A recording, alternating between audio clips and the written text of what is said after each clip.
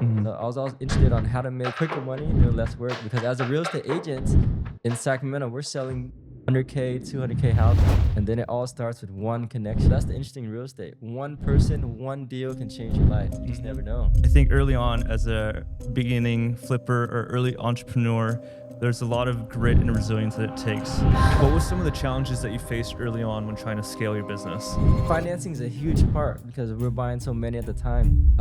Red City, 400,000. San Jose, another 300. So where are we getting all this money? It's not. I don't have $1 million out of my pocket, so we have to go raise money. What was the most amount that you've made on a single flip? Single flip. I think the best one was maybe.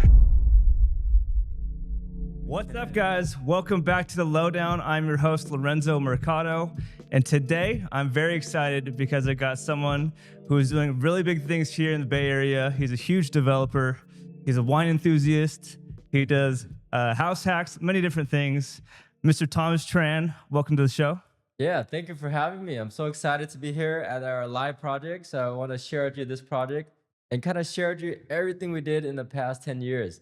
So the ups and downs, it's been a wild journey. So a lot of money was made, a lot of money was lost. So we want to kind of dive into all that today. Absolutely. Yeah. Well, before we get into all that, maybe we could just talk about what does your resume currently look like? How many deals have you done? How many flips? What does your portfolio look like? How many years you've been in the game?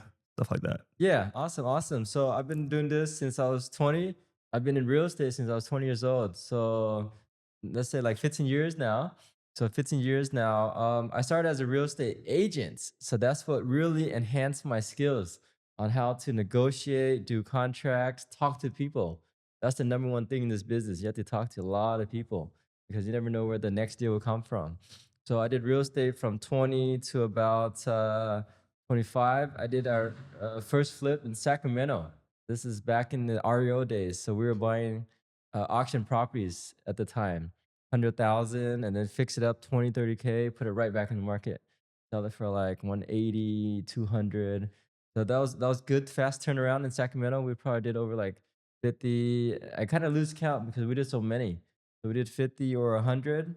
And then we shifted to even Fresno. We flipped maybe like a good 5 or 6 out there just for fun, since there's so many auction opportunities. And then just a reminder, these houses were cheap. Some of the houses we bought in Fresno were like $50,000.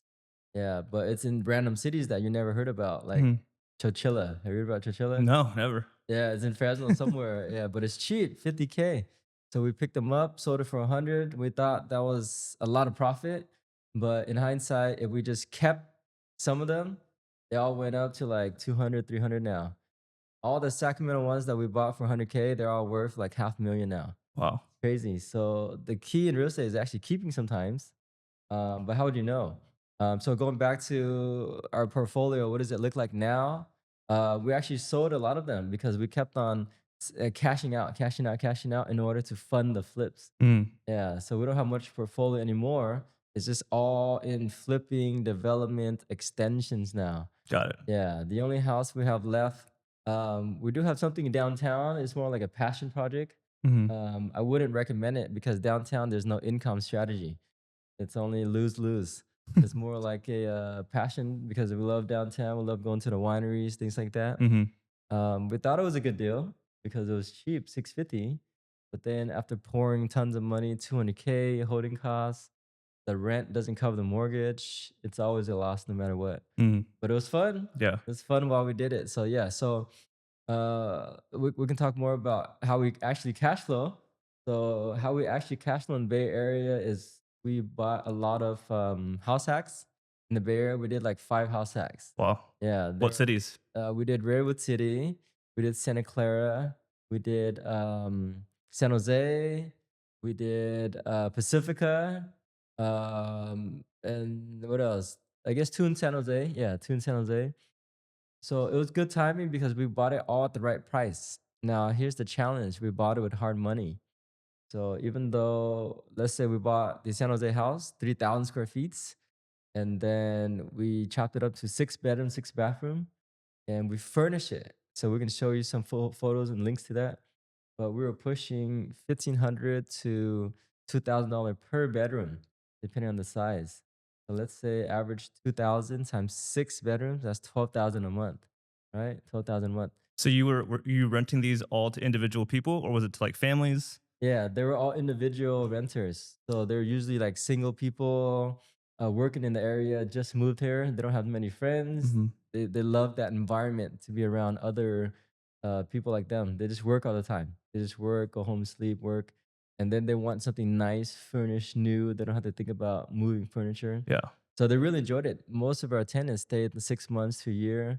Some of them were actually very high income earners because we look at their W-2s. They were making like quarter million a year. We're like, man, they make more money than us. That's amazing. Hmm. But they want something convenient, move in. They don't want to buy a house. They might move anytime. They don't know if their job's stable. So that's why they like this type of environment. Got it. Yeah. Okay. I just want to go back a little bit because I feel like we Mhm. jumped from doing 50 deals as a realtor, then getting into the flipping and then the house hacking. How Yeah. did you even get to that point where you started investing? Because Yeah. a lot of the realtors, when they first get started, they don't have that investing mindset. So Yeah. when did that shift change in your mind when you started being like, oh, I actually got to start investing? Yeah, I was also always fascinated by how people make money because I read books and things like that, and then I hear stories. Oh, I made 50K wholesale. Yeah, even the book Rich Dad Poor Dad, they talk about that. They were wholesaling deals without any money out. So just that idea was interesting. Yeah, how to find a good deal and how to wholesale it or flip it right away. Hmm. So I was always interested on how to make quicker money doing less work because as a real estate agent in Sacramento, we're selling 100K, 200K houses. Imagine the commission on that. Very slim. Yeah, very little. We're making like 2 to 3,000, 5,000 a deal, so it's not exciting. So I wanted to hit that bigger jackpot, 50K, 100K at a time. Mm. Yeah, so we sold a lot of properties in Sacramento because we got connected with the bank. My brother David, my older brother, he was very good at networking.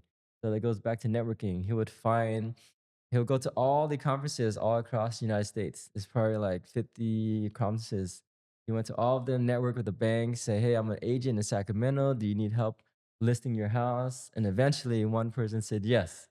And then it led to other accounts. And then we got all the big accounts, Bank of America, Chase, Fannie Mae. But it took a long time to build that experience. And then it all starts with one connection. So that's the interesting real estate. One person, one deal can change your life. You just Hmm. never know. Yep. Yeah, it's very interesting. Um, so yeah, going back to your question, what pushed me to do investments? I always liked the idea of owning the house because I make the decision. When we were working with investors in Sacramento, showing them tons of houses, I was like, man, it's such a good deal. How come you don't want to buy it? It's only 150K and the area is going for like 200, 250. Why don't you want to buy it? They're like, I don't really like it. It's kind of old. So that kind of made me think like, man, there's so many good deals. I want to buy it for myself. How come my clients don't even want it? Yeah, so it really pushed me to start raising money and trying to do it on my own. Hmm. Yeah, so the very first property that I purchased was in Sacramento. I remember it was only 125,000 and I was still going to college and then I got a college loan, which was interesting because back then they're a bit more flexible on college loan. I got 25K college loan. I was like, wow, I have this big chunk of money. What can I do with this? So then I decided to buy this 125K house that supplied the down payment, the 25K. I just need 100K left. And then at the time I was working as a realtor, so I actually had 1 year income. That's it. I had 1 year income on my tax. And my 1 year income was like 30K, 40K, not much. Hmm. But the mortgage was only 500 bucks. Crazy. So anyone could have qualified for that. So I was going to college, I had 1 year income, and I had the down payment. So it just was perfect to buy my first house. Yeah, in Sacramento. Do you still have it? I should have kept it. We sold it in 2021 because I was very afraid that the market would crash. I had this fear that the market's gonna crash back to 2008 because it crashed so low back then. It went up to 450. I was like, you know what? I got it for 125. I can sell it for 450. Let's just cash out. Let's just take the money and move it all to the flips and house hack in the Bay Area. Hmm. But now that house is probably worth like 600K. It's Sacramento. It was big. It had like 6 bedrooms. So we like buying big houses. And it had a detached ADU units. So it was a very interesting house. but it was also haunted. So I would never go there. Everyone that rented there actually said they saw a ghost. So that's another reason why we unloaded it. I didn't want to go back there. Yeah. Got it. Okay. Yeah, well, that's pretty crazy. I mean, that you had all that stuff. What was some of the, I guess, the mindset that you had at the time? Because I think early on, as a beginning flipper or early entrepreneur, there's a lot of grit and resilience that it takes because it takes a long time to get that first deal, Mhm. or maybe you lose money on your first deal, like I did. So maybe walk me through a little bit about how your mindset was at that time in the early years. Yeah, it's always been about being super curious. I'm still curious now, even after we sold 1,000 houses and we did over 100 flips. I'm still very curious every single time. I'm curious how they got the deal. I'm curious how much they bought it for. I'm curious how they got financed. I'm always curious. So back then, there wasn't a lot of like YouTube videos. There were actually some meetups. There's some meetups back then, and I was curious about everything. We were learning about property tax defaults. We were learning about foreclosures at the time. I bought some CDs online. Some guy out of state, he was wholesaling. It was like $1,000 for his program. I listened to the CDs and it sucked, but I learned a little bit. I learned he taught very simple things like, oh, search the MLS for a fixer. That was his whole program. Mm, But I went to all of these classes to go learn because I was curious. What are people doing? I even paid for a property tax default class, like a couple $1,000s, and then the guy never hosted the class. So it's kind of funny, right? Sometimes we get scammed, and sometimes we look in the wrong places, but it's okay because you keep on learning. You keep on learning everywhere, and then it led me to meet my partners in Sacramento because they also wanted to flip. And one guy had the experience. One guy knew how to do auction properties. So from that one guy, hey, you know what? Let's team up. I'll go run around. I'll go look at the houses. You just tell me which one you want to bid. I'll go look at it. I'll inspect it. I'll do all that. So he's like, okay, sure. And then I brought in the money person, and then we all did. We all kind of like brought in little money here and there.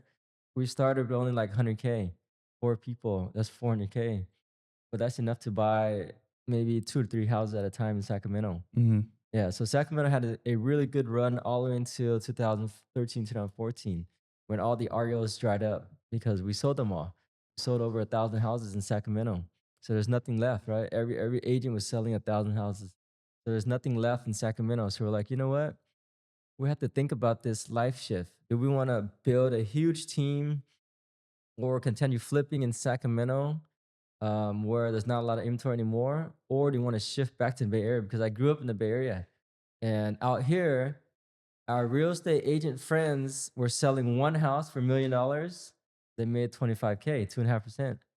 Our flip made 25K. I'm like, this doesn't make sense. Our entire flip that we put money, time, effort makes 25K. And our agent friends in Sacramento are making 25K a pop. yep, no risk. So no risk, so Yep, easy, yep. tons of houses everywhere. This is 2014. There was still a decent amount of inventory. And the prices were low too, 800, 900, a million. People were buying left and right. So we decided to shift back to the Bay Area. And we had the auction connection still. So because we knew how to buy at the auctions and things like that. So we actually picked up a property in the Bay Area. We picked up a few. I'm gonna try to remember some of them. I picked up this land in Cupertino. It was $25,000 a piece of land because they had a property on it. I was like, wow, this could hit $1 million. This is my jackpot. And then I learned more about that land in Cupertino. It's on septic tank. That house is unpermitted. I should have looked at this stuff, but I was just so excited because it's so cheap, 25K. I was like, how can I go wrong? So what happened was the previous owner built the house with no permits. They split the lots, and then they refinanced somehow. They got out like $1 million from the bank, and then they let it go. Yeah, so that was a crazy scenario. That owner cashed out $1 million or something, and then we got it for 25K. I was stuck with it. I tried to sell it. No one wanted it. No one wanted it, and then I was like, man, did I just make a mistake here? So then I decided to list it on the MOS, and then tons of people wanted it for like 50K, 100K. So we sold it for 100K. I was like, huh, not bad. So that's the first deal we did in Bay Area.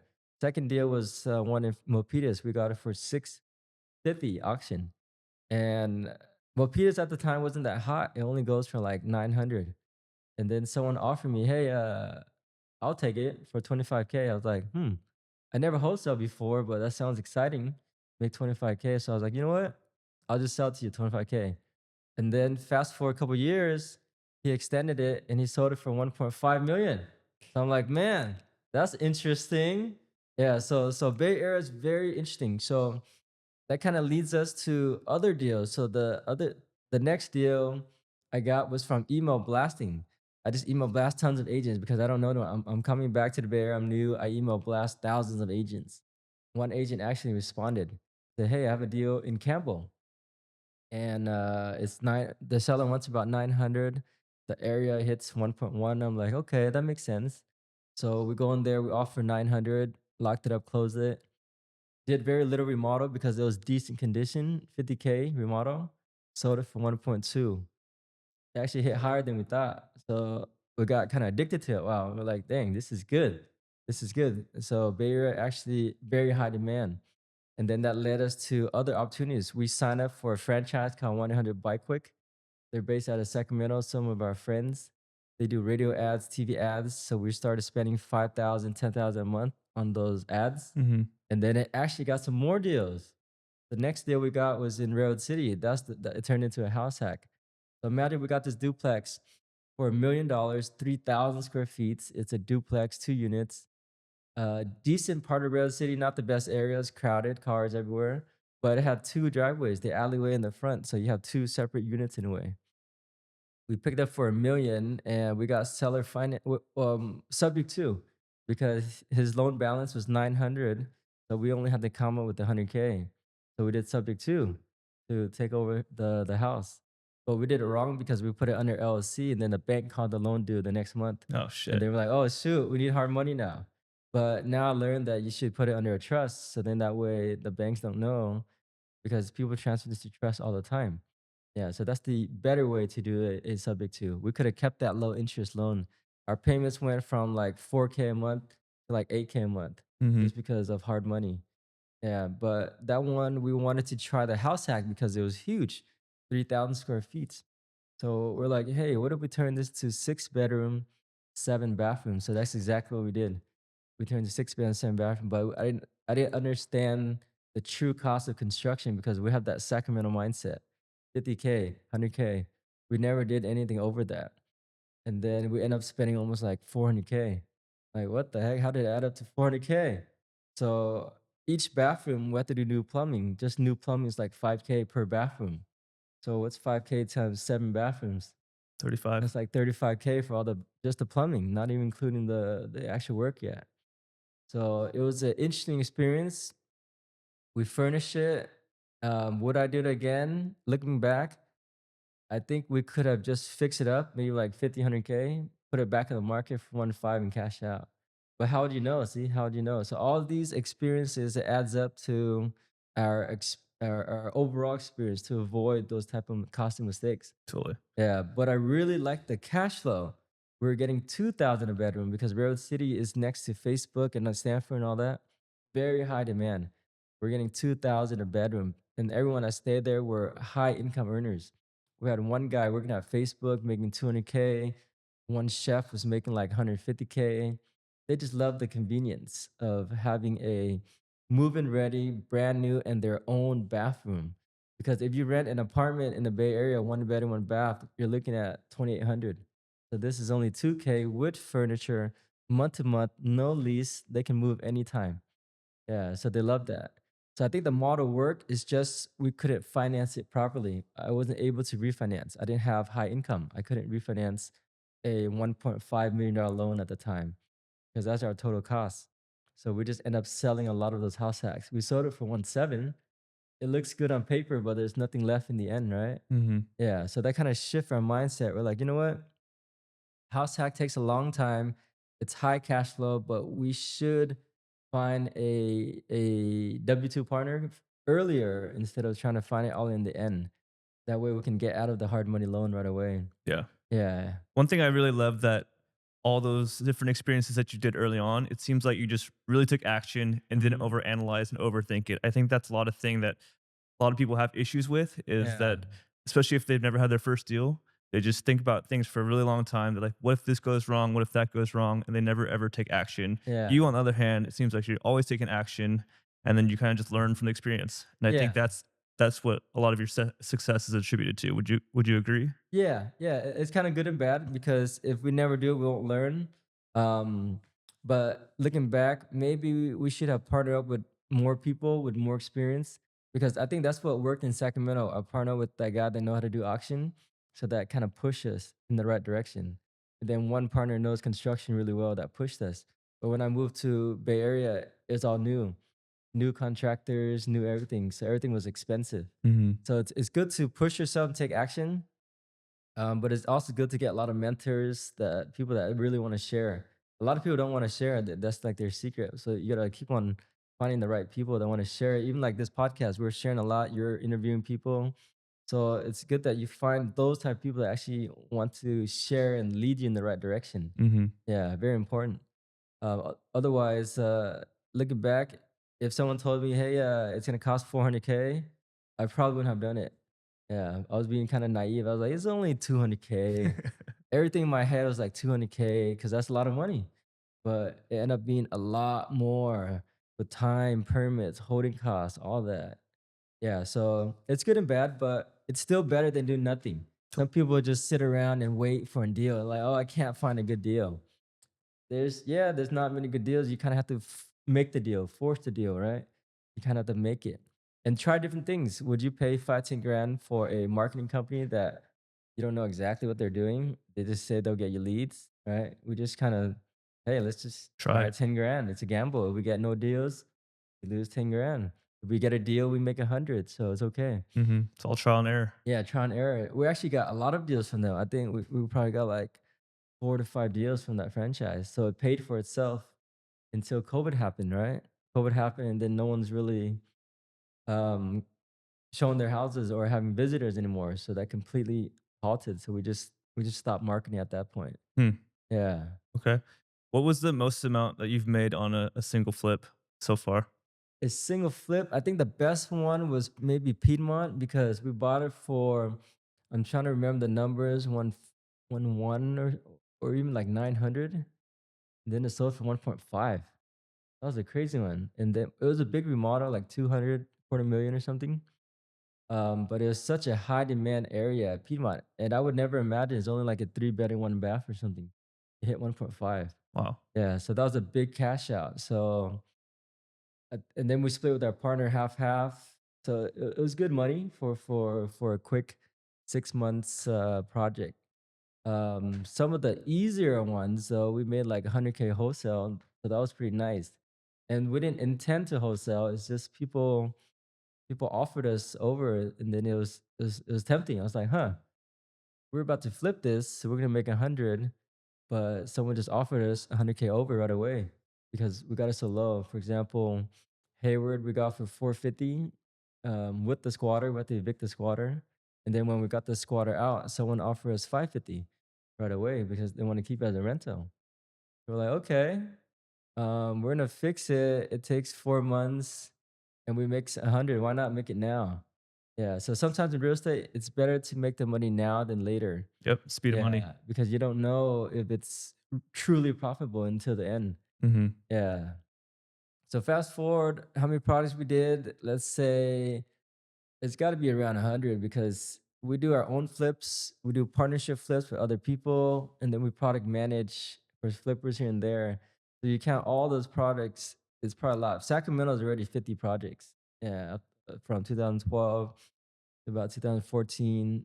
And then I was still doing some, even though I moved to Bay Area, I was still virtually flipping there. So that's already 50. Bay Area probably another 50. So we're like over 100 projects. Wow. I kind of lost count. Yeah. What was some of the challenges that you faced early on when trying to scale your business?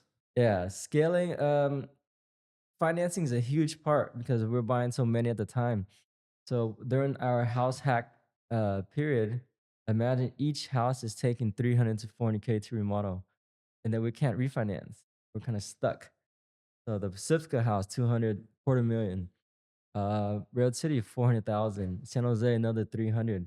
So where are we getting all this money? It's not, I don't have $1 million out of my pocket. So we have to go raise money. and raising money is expensive, right? So we have hard money 8K, and then we have the private money to fund the repairs. You're looking at 10K a month. So even though we're making 12K in the rent, it all goes to the interest. There's nothing left in the end.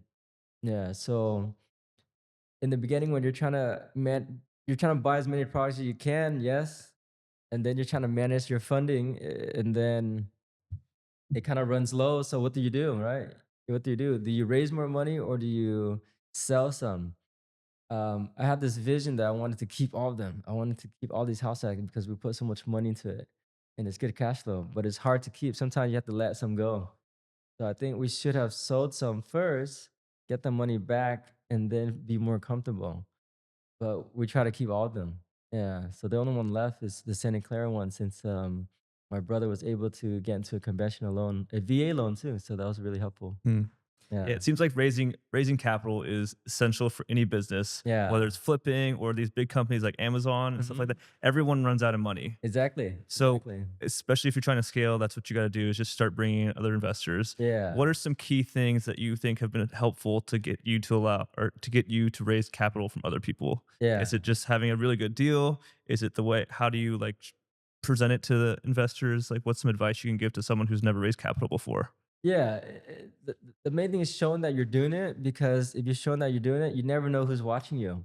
So a lot of our primary lenders are people that I wouldn't have imagined that have 100K sitting around, 200K, and then they say, "Hey Tom, I got 100K. What can I do with it?" And the only reason why they say that is because I'm just putting out content, right? They're following me. I'm sharing knowledge, and then we started meetup groups. So you have to create a following, and people trust you. So the key thing is trust. Can I trust this guy? First is, do they like you? And then second, do they trust you enough to lend money? Right? How many people have you lent money to, and then you think, maybe I shouldn't do it, right? You have to trust them, and then you have to like them. Hmm. Yeah. So you got to build that reputation in order to get money. Yeah. And then key partners, sometimes key partners, they have tons of money, right? Certain people have tons of money, and then they could be a partner. Yeah. So it comes back to networking and building that reputation. Yeah. So Yeah. a lot of it comes back to trust. Trust. And I Yeah. this is what I tell people all the time too. It's something I'm trying to implement to my own business is just Yeah. really documenting all the day-to-day stuff that you're doing. Mhm. Maybe you don't have a flip yet, but maybe you're on the hunt for finding one, right? And so Yeah. maybe you can document looking on the MLS or maybe just going to these open houses. So just to your point, just really document everything because Yeah. your Instagram and your Facebook, that's your resume, right? Right. If somebody Exactly. doesn't know who you are, that's the first thing they do is check your Instagram. Yeah. They And want to that's see who you know, what you done, and what you're posting. Yeah. Exactly. Yeah. Your Facebook is your resume. mhm. That's your live resume every day. How much capital do you think you've raised so far? Like between all the different deals? I would say let's 3 to 5 million range, because each product is already like 500,000, right? And then out of all those products, it kind of adds up. So that the down payment is already 100, 200K, and then the remodel is a couple 100K. So each product is like 500,000, 500,000, 500,000. Yeah. So I would say 3 to 5 million. But what's interesting is sometimes there are better people for other things. I used to think that I got to do everything. I gotta be really good at finding. I gotta be the best fixer upper guy that knows how to do construction. I got to be the best fundraiser guy that can raise 1 billion. But it's actually easier when you start breaking it out to your partners. So now we partner with a larger company, Alpha X Capital, and they're much better at raising capital. They can raise 10, 20, 30 million anytime. Can I do that? Maybe, but it'll be harder for me to do that because I'm not focused on that. Mhm. I'm focused. I like finding it and I like fixing it. That's my passion. Mhm. Raising money is fun too, but that means I have to go out to bigger investors to try to get that bigger check, right? Out Mhm. here in the Bay Area, you can raise 100 to 500,000 from individuals, but when you want to start hitting 10 million, 20 million, 30 million, you have to have a bigger audience, a bigger platform. It's more corporate now. It's more institutional type of investors. Yeah. Yeah. So yeah, finding good people in that department will boost your business like crazy. Mhm. Yeah. Yeah, that's I 100% agree with that. I think right now in the beginning for me it's hard because In the beginning, you're a solopreneur, right? You're doing everything Yeah. yourself. But in order to really grow and scale, it seems like you really have to just focus at what you're good at and then Yeah. hire out or partner with someone else who's really good at the thing that Yeah. you suck at. Exactly, exactly. That's how a lot of companies grow really fast. If you see like a lot of mergers and acquisitions, they're just buying the companies that they're not good at. Yeah, so that's how it is, merge and acquisition into a stronger team. Mhm. Yeah, so it helps out a lot. So fast forward to 2025 now, we're doing bigger projects because we have the capital to back us up. We have the construction in-house. So with Alpha X Capital, they're a huge platform. There's over 10 companies in this platform, from construction to architects to structural engineers, cabinet store. We have a part of all that now because we're in this family of companies together. That's how we're able to grow so fast. This year, we're doing over 200 units in development. So what does that mean? That means some flipping. That means some entitlements. That means building houses from ground up. That means building some ADU units in our rentals. So we're doing everything real estate construction related right now. Yeah, in the Bay Area specifically, since such a crazy market right here. Sounds like a killer business because everything's vertically integrated together. That's right. Everything's very integrated, and it moves much smoother that way. We don't have to run around to third parties asking for a quote on the architect fee or wait for the architect to get back to us. Hmm. It's all right next to us. We're each our office is right next to each other Hmm. in Cupertino. Well, speaking of development, I don't know if you guys can see it. For those of you who are not watching on YouTube, but currently we're in a project right now of Tom. It's a development here in Mhm. San Jose. It's an extension of a house. So maybe you Yeah. want to talk about this deal? Yeah, absolutely. Yeah. At first, I was actually very intimidated by additions because I was like, man, that's like building a house in a way. But after you do flips, you kind of get the basics, which is framing, plumbing, electrical. You kind of understand how that works. And then when we came across this project, it's a small house in San Jose. It's only 3 bedroom, 1 bath, 960 square feet. It's tiny. It's not even 1,000 square feet. The agent presented to us and they said, "Hey, Tom, I got this coming up. The seller wants around 850." I'm like, San Jose under a million, good area, North San Jose, corner lots. That makes sense. 850, sell it for like 1.2. I'm like, okay, let's do it. And then somehow other offers came in. Maybe the neighbor or someone talked to the owner at the garage sale or something, and they said they're gonna offer 900. So it went from 850 to 900, and then we're going back and forth. We bumped it up to 950, they bumped it up to 960, and then we bumped up to 975, and then we finally got it. So from 850 to 975 is basically paying market value. $1 million for 1,000 square feet. So as is already $1,000 price per square feet. But in our head, what we're thinking is, hey, I can get a conventional loan because we have partners that can qualify. So going back to having the partners ready to get the loan when there's an opportunity. So our partner was ready; she qualifies. So our payment is only like 5 or 6 thousand a month, versus hard money is going to be like 10,000 a month. Yeah, almost double. So we got the conventional loan and then we submitted the permits. San Jose is actually pro development and pro construction. So they approved our permits in 3 weeks. Damn, Yeah. unheard of. Yeah. Where else can you get a 500 square feet addition permits in 3 weeks? Yeah, no questions asked. First time, boom. Yeah, because our one is our architect is really good. And then two is that the city loves development in San Jose. They want more housing, they want bigger houses, they want more property tax, things like that. Yeah. Yeah, so it helps to be in the right city. Other cities might not be as fast.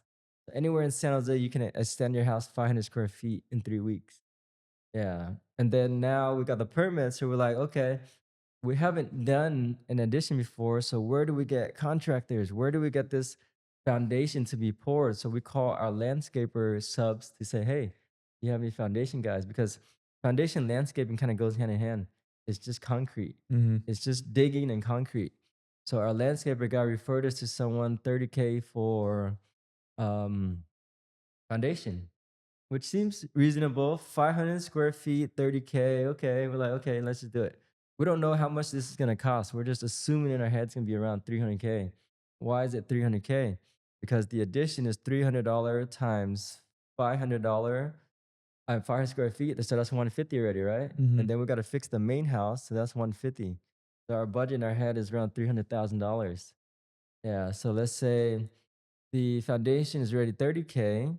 And then the framing for all this high ceiling, we got vaulted ceilings. That was like 60K. So you're looking at almost 100K just for the rough. And then everything in new construction is around 20K. Everything in new construction. Everything in a remodel is around 5 to 10K. So what does that mean? That means flooring is 5 to 10K, or a bathroom remodel is 5 to 10K. But anything in new construction is double the price because everything's new, all the walls. Hmm. So our new bathroom costs us around like 20K each. So that's already like 60K. And then let's say electrical is already 20K. New plumbing, things like that, that's another 20K. So just the rough and electrical, that's already 100, another 100K. So 100K for framing foundation, 100K for electrical plumbing, and then now we have 100K left for materials. Materials we can kind of control because we don't have to buy expensive things. So these floor you're looking at right here, wide planks, thick 12 millimeter, $2.50 a square feet over at Casa. We have our own supply chain, so we can get it a little bit less. Other vendors might be like $3 or 275, 280 or something like that. So we save here $2.50 times 1,500 square feet. What is that? Like 4,500 bucks or so. Hmm. So materials we can control, but the hardest part is the labor is very expensive. Yeah, and then we put a new roof, that's another 20K. So everything is 20K, 20K, 20K, 20K adds up. So we're actually gonna be over 300K. We actually underestimated. So why is that? Why did we underestimate it? Because there's things like landscaping, and then you see this bifold door. That was our most expensive item right here. I think that was around like 8K.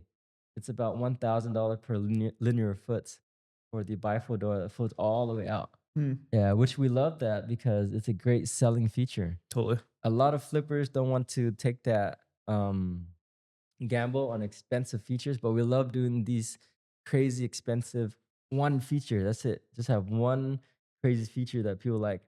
Even new construction, they don't do bifold doors because it's too expensive. I see a lot of people do like those sliding doors. It slides out but doesn't fold all the way. But we kind of like to go all out with just one item. That's it. We can Hmm. splurge on one item. So going back to the numbers, we bought it for 975, put in like 3 to 400. Now this era is hitting like 1.8, 1.9, and maybe 2 million because there's no new products like this on the market. Everyone does their cosmetic flips. That's great. This is like a new build. You have new electrical, new plumbing, new framing, new drywall everywhere. And we go smooth, level 5 drywall. So you look at the drywall, it's very smooth. Hmm. Yeah, we don't like texture. The only time we do texture is when most of the house is already texture and we're just trying to save money, then we'll do texture. Yeah. Yeah, but we try to do smooth for the most part. Yeah. Yeah. So all in, you said 1.5 ish, right? Yeah. And selling Yeah. for two. Yeah. 1.5, sell for 2 million. So after commissions, things like that. And that's including holding costs. Yeah. Yeah. So holding costs not much. It's only like 5,000 a month. Not too bad. Let's go. Yeah. And then so that's another thing with conventional loans. You're not in a rush because you can take your sweet time. Hmm. Yeah. What was the interest rate on this one? I think it was around like 6.5 or something. It's Okay. not super low, but it's lower than hard money. Yeah. Yeah. Yeah. And then another benefit when you do products over a year, your capital gains taxes are different. It's long-term capital gains. So that's another advantage with having What's the tax difference? I would say like 20% difference. Yeah. Big difference. Yeah, big difference. Yeah. And we can have the option. We can also 1031 because we had it over a year, right? So anything you hold over a year, you can 1031 Hmm. investment. Damn. Yeah. So there's a lot of tax benefit when you do it a little bit longer. Yeah. So we still like the quick flips because it's quick money, right? Everyone likes that 3 month 100K. But sometimes it's good to have one or two of these in the background to kind of add as a bonus. Yeah. So let's say we cash out, I don't know, 300 after everything. Is it worth it? Yeah, I think it's worth it, right? 1 year, Yeah. 1 year, make 300. Okay. Yeah. I love it. Well, thank you for sharing all that knowledge. Hmm. It's definitely interesting to see how your mindset changes as far as like being an investor Yeah. because Seems like in the beginning right now, just for me, maybe focusing on more of the cosmetic stuff. But Mhm. I think if you can secure the financing and find the good enough deals, I think doing these kind of development seems to be Yeah, a it really makes a good. lot of sense. Yeah, exactly. Development makes a lot of sense because you're creating new value. When you try to force or when you try to buy a really good deal, that's the existing value. Let's say like a flip, everyone wants a 300K spread, right? You're just finding existing value. But let's say this addition, it costs us $300 per square feet to extend, but we created new value. What is Berryessa selling for? Like $1,200 square feet. Hmm. So what's $1,200 times 500? Or just $1,000 times 500 square feet is like 500 grand. Hmm. You created new value out of nowhere, right? Hmm. Yeah. That's why we love building houses from scratch. So now we're buying tear downs. So for example, we got one in Sunnyvale. We got it for 1.5. Scrape it and then build a new house for like 600, 700. It's about an 1,800 square feet house, $300 price per square feet. And then we can hit like 3 million. So we created new value versus if we try to flip it, we can only hit like two, make a quick 100, 200K. Mm. It's still profitable, but you're not creating any new value. It's the same footprints. Yeah, and it's not a brand new product. So we like creating new products, new units. Flipping is still our bread and butter. We love it, but we're pushing ourselves to create new units now, new units, bigger units. And now that we understand construction, it led us to our next venture, which is building ADUs, because we can build at $300 per square feet very consistently. So now we're actually helping a lot of homeowners build ADUs because everywhere they ask contractors, they're like, "Oh, I want to be at $400 price per square feet," and then that doesn't include finishes. So it's actually higher, right? Hmm. So we're trying to solve a problem because one, a lot of people are getting overcharged for ADUs, and then two, it creates housing, new units. Going back to that mindset, it's new units into the inventory. We're not fixing existing ones. So let's say average $300 square feet times 1,000 square feet ADU, that's 300K. So if you think about the math, 300K to have a brand new house in your backyard and you can rent it for 3,000, that's always going to make sense. That's that 1% rule. Yep. Yeah. So that's why we try to keep the price low. We're not trying to profit that much from the ADUs. We're just simply trying to build more housing units. So why are we trying to build more housing units? Because we can solve a real problem. And then the city likes that. So we're actually becoming partners with the city because we're building affordable housing for the city. So when we do bigger developments, the city will like us because we're doing something good for the community.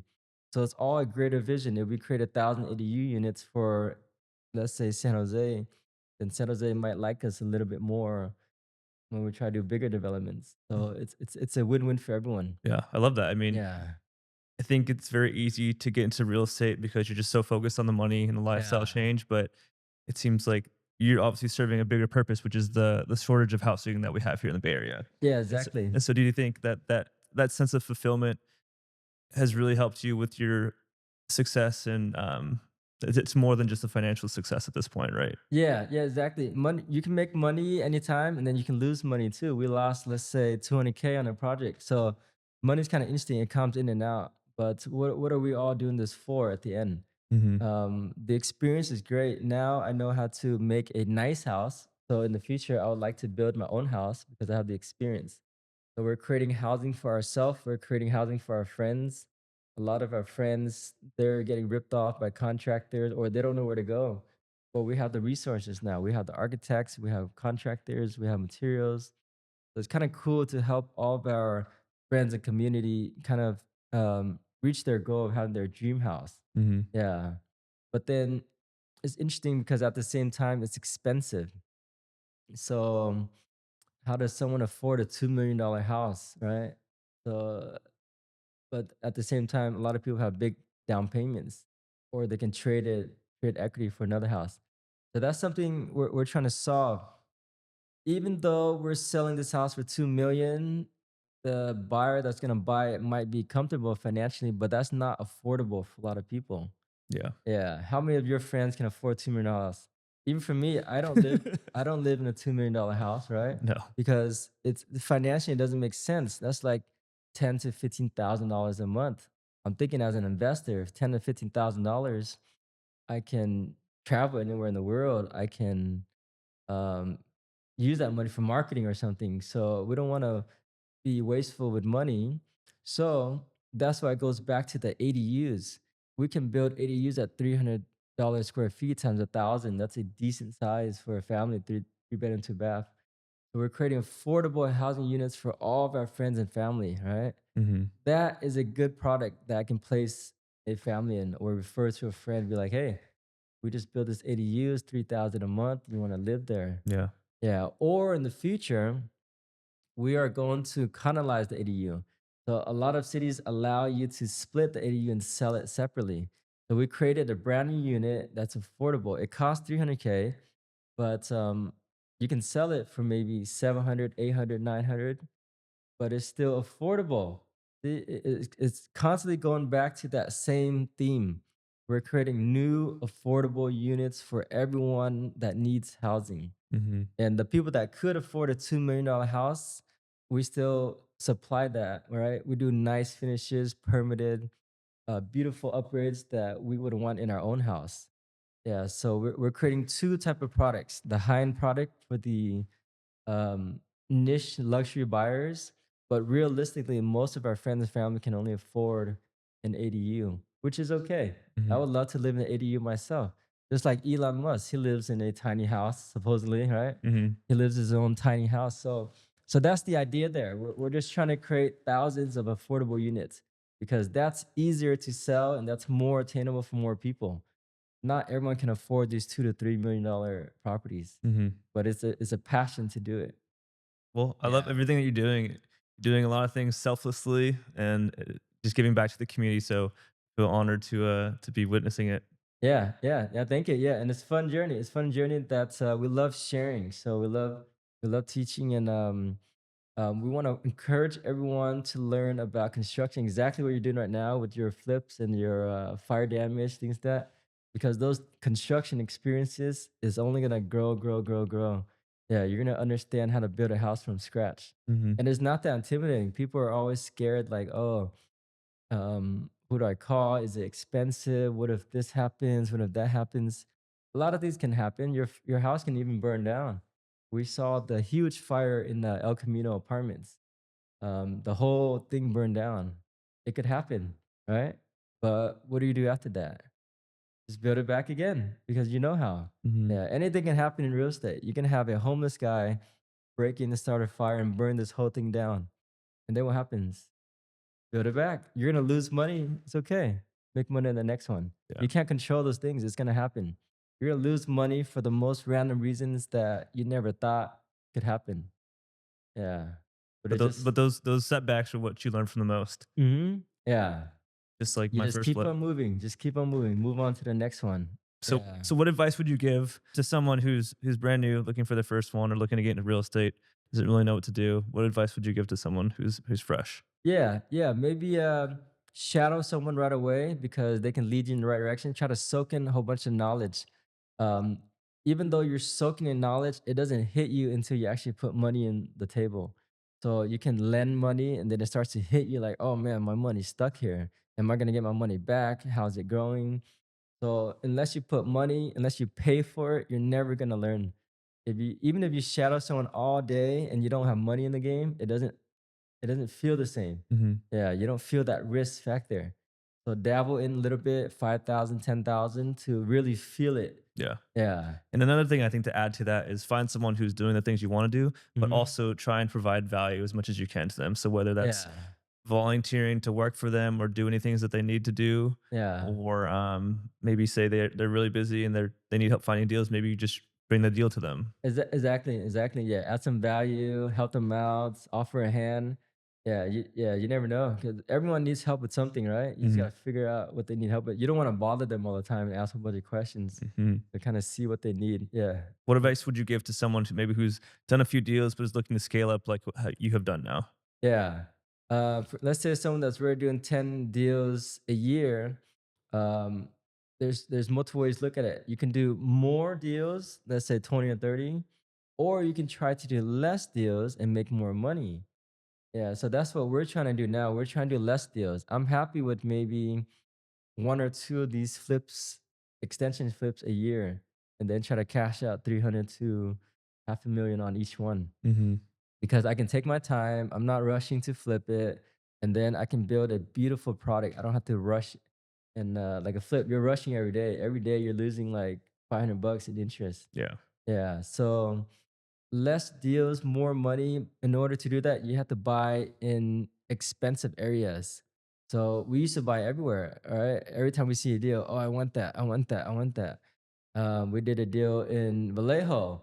It was only 330,000. I was like, that's cheap. I want that. And then I was thinking just put in like 50, 60K, right? Because it's Vallejo. I don't have to make it that nice. Next thing you know, we put in like 100K because everything's wrong with the house. The walls are not even drywall. It's made out of like plywood. I didn't even know that. I didn't realize the walls are made out of plywood. Cheap. Yeah, it's cheap stuff. It's all rotted. So all the walls we have to redo. Insulation we have to redo. All the windows we have to redo. And then we get break-ins all the time because it's just Vallejo. It's on a busy road. So I went against my own rules, never buy on a busy road. But I was enticed by the low price, $330,000. It's so cheap. That reminds me of Sacramento days. So, but it's cheap for a reason. See, so sometimes cheap is not always good. Mhm. So we lost money there. We probably lost like 20, 30K interest, not even including my time and gas driving out there. So maybe that's like a 40K loss for time and gas. And then we did a condo in San Jose. It was cheap. It was only like 550 or 475 or something. Yeah, 475. The area hits like 600. So we're like, we can just throw in 20, 30K, put it right back, sell it for 600. Next thing you know, we're at 50, 60K because we want to make it nice enough, right? And we only got like 625. And then after hard money, closing costs, the buyer's loan requires us to update the electrical, right? So those type of areas have weird issues. The buyer's loan required us to do more work to the house, and we're kind of stuck. Do we cancel on them, or do we just do it and help them out and let them move into this house? We're gonna lose anyways. It's a lose lose with Mhm. interest, Mhm. right? So we just end up doing another 10,000 remodel so their loan can get approved, and then there's nothing left in the end. But if you look at these nicer areas, like $2 million neighborhoods with good schools, there's always a very high demand with very qualified buyers. It's a very different market. So we're doing less work because it's an addition. The contractor doing a lot of it, right? We don't have to manage. We're not so tight on our budget because Vallejo and San Jose Condo, we're always tight. So I always have to go out there and try to keep the cost down. Pay the painter only like 1,500 bucks. Everything's tight. But in the end, we don't make anything. Mhm. We're squeezing everyone. We still don't make anything. Versus here, I can spend 300 to 400K freely, right? Hire the best contractors and still make money. So different locations commands a higher demand, which makes your life kind of easier sometimes. Mhm. But sometimes it's hard to say no. See, when do you say no to a good deal? Would I say no to Vallejo? Hard, right? 330. But now that we're busier, I wouldn't say no. But if I wasn't busy, I may have do it again. See, it's kind of weird. Yeah. It's a weird dilemma. Totally. When you see something cheap, just want it. Yeah. Well, it's just lessons learned. Yeah. I think in business and in flipping, whether in flipping or anything else, it's just like losses are inevitable, but Yeah. you just keep learning from them. And that's what I think that really successful people do. They just keep failing, learning from them, Hmm. and then continuing on. Yeah. Just keep on moving on. Exactly. Just keep on moving on. So it's a lifetime journey. It never ends, right? We're gonna do this tour. We're like 90 or 100, right? How can we ever stop flipping? It's not like I guess it's not like a job or something, or it's not like a high skill thing like a surgeon. They can stop, right? Because or a dentist, they can Hmm. stop doing Hmm. what they're doing. Hmm. But how can we ever stop flipping? How can we ever stop seeing an opportunity? Yeah. You can't. Yeah. Hmm. What's your goal and what's your vision for maybe like the next like 5 years? Because you have two young kids right now, right? Mhm. And so I don't know if you have any intentions of just like flipping or changing your focus from flipping to anything else or the Yeah. ADUs, especially now that you're a father. I don't know if you want to devote more time to that versus the Yeah. business. What's Yeah. your how do you envision or what's your Yeah. goals? We actually really enjoy this work, so it's hard to slow down. Yeah, so we really enjoy housing, creating units. We want to expand to major cities. So taking the affordable concept, affordable housing in other cities. So we can take the ADUs down to SoCal. We can take the ADUs to other markets that need affordable housing because we want to improve the construction process so we can replicate this in other cities. Mm, So let's say we can build 1,000 units in Bay Area, 1,000 in SoCal, 1,000 in Arizona, 1,000 in Sacramento, 1,000 in Seattle. Any area that has a housing crisis, which is in most cities in America, right? mhm. That hits about 1 million. So that's the vision. How can we expand our construction Nationally. nationally and with the same supply chain because we're supplying everything in house, architect, designers, structural materials. It's all in house, but each city has to have their own hub in a way. We Mhm. can't use the same architects in Bay Area down in SoCal. It's very different Yeah. rules. We have to create a second version of this in Mhm. SoCal. So that's the vision. Just keep on growing, keep on doing more units, finding good people, and yeah, just build the whole California. There's really no limit, right? There's enough land because there's enough land to build an ADU. That's why I really like ADUs. There's unlimited amount of land. I don't think I can build enough, or anyone can build enough to say, "Oh, there's no more land. We can't build ADUs anymore." Yeah, so I think that's the path for the future. ADUs. Yeah, ADUs and systemizing it in a way where it's efficient and fast. Right now, we can get your permits approved in San Jose in 3 weeks. We can do construction in about 3 months because it's a small box in a way, Mhm. but it's high quality. It feels like a luxury custom house. It doesn't feel like a mobile home. A lot of those ADU companies out there feels like a mobile home. Mhm. They have those slide down roofs. So it looks kind of cheesy, and yeah, we make it look like an actual house, high ceilings, things like that. Yeah, this is very nice. Yeah, yeah. So it'll be fun. Who knows? We might build more townhouses. We're doing that right now. We have 15 units in Sunnyvale. We have one in Los Altos, 1 acre that can build 50 townhouses. So we're just building more housing stock to the market. Mm. Yeah, just add more and more new housing stock everywhere we can find opportunity. I love it. Yeah, I love it. How has your I mean, you have 2 young kids now, right? yeah, How has your mindset changed once you became a father? Because that's yeah, one thing I'm nervous about is I don't wanna be that person who's once you have kids and then when you have the business, you're still trying to really focus on the business, and yeah, so you're taking away from the family or vice versa. Like, how do you balance both, yeah. and how has your mindset changed? It's definitely challenging. You kind of have to give up something. You always have to give up something. You have to have your must have. So I love spending time with the family, the kids, and everyone. So we balance it. I wake up at 5 a.m. now because that's my work time, 5 a.m. to about 8, and then they start waking up. The kids start waking up. I have to feed them, take them to school, things like that. And then I go to work, and luckily the school goes all the way till like 3, 4. So I have a little window to work, and then after that, we try to have dinner every night. So we can't lose that family time because you can never get that back. Mhm. Yeah, so I try not to work too much to where I'm missing dinners or not able to take them out on the weekends. So every Sunday is a must family day. Dinner is a must Yep. for the most part. Sometimes I have to go to a important meeting or a meetup, then we skip it. But I would say 70 to 80% of those important time, putting them to bed, things like that, I still have to maintain. So you just have to give up sleep. I wake up at 5 now. I used to sleep in till like 8. That was great. But now I wake up at 5 naturally because my mind's always thinking. I don't even set an alarm clock Mhm. because my mind is thinking, I gotta finish my work before the kids wake up. I have to have this quiet time. Mhm. Yeah. Okay, having those non-negotiables of spending the family time as well as Mhm. having your schedule dialed in. Exactly. Exactly. Yeah. Have So that set time to work and just focus. and now I don't meet people for coffee, right? I don't do things that I would normally do.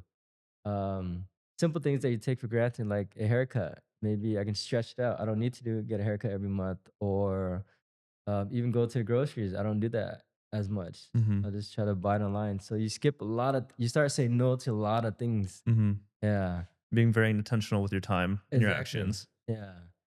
And then sometimes you try to cram it all together. Sometimes I meet 2 or 3 people at once to trying to cram it all at once. So instead of meeting them all one by one, just have one big meeting. Mhm. Yeah. I love that. I'm sure your why has changed significantly too now. It's like Yeah. now that you have those kids, you probably feel even more of a fire to do all these things. Yeah. So I Yeah. know like my mindset changed a lot once I got engaged. Like Mhm. before previously I was always just wanting to go out to raves and parties and all this stuff. And then once I got Exactly. engaged, I was like, I gotta get my shit together. Yeah, exactly. It puts some pressure, but it's good pressure because it's pushing you to grow. Mhm. Yeah, it's pushing you to grow to the person that you want to be for them. Yeah, because they're looking out after you. You're the role model. Mhm. Yeah, so I definitely recommend having babies. Just make some. It's easy.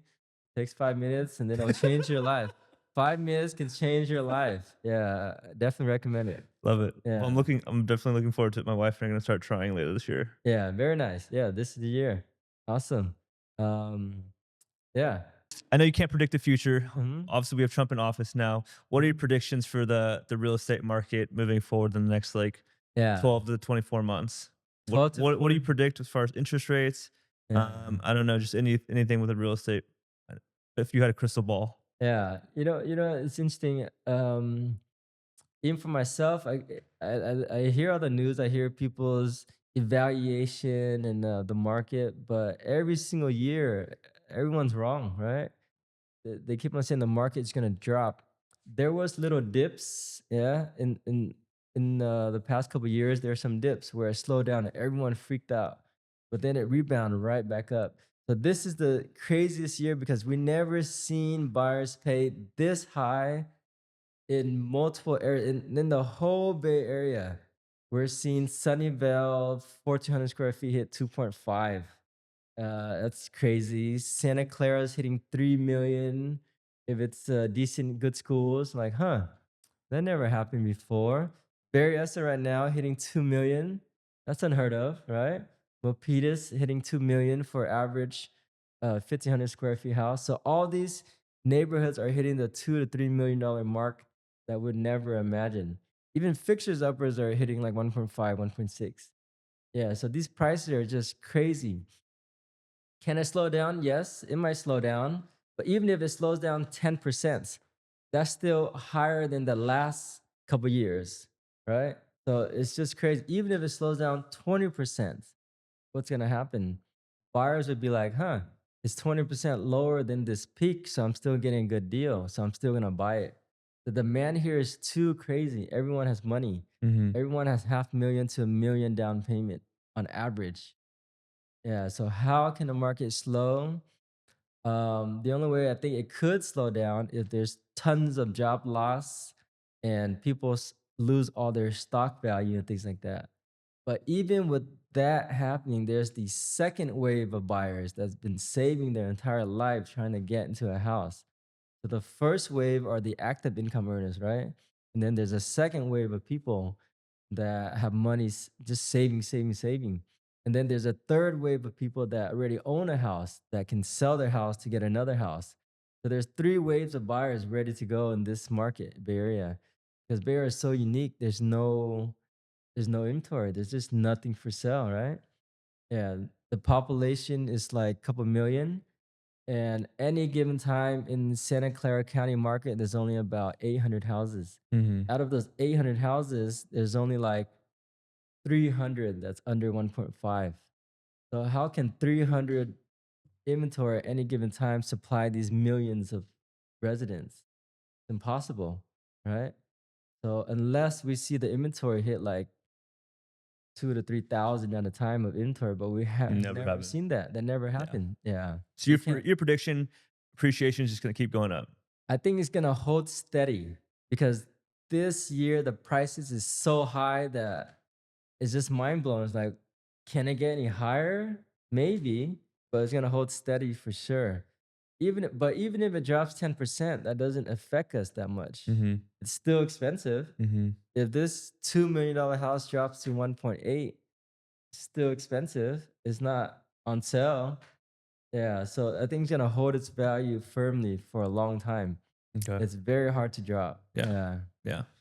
So just keep buying these high markets if you can, and appreciation is gonna keep going up. And Yeah.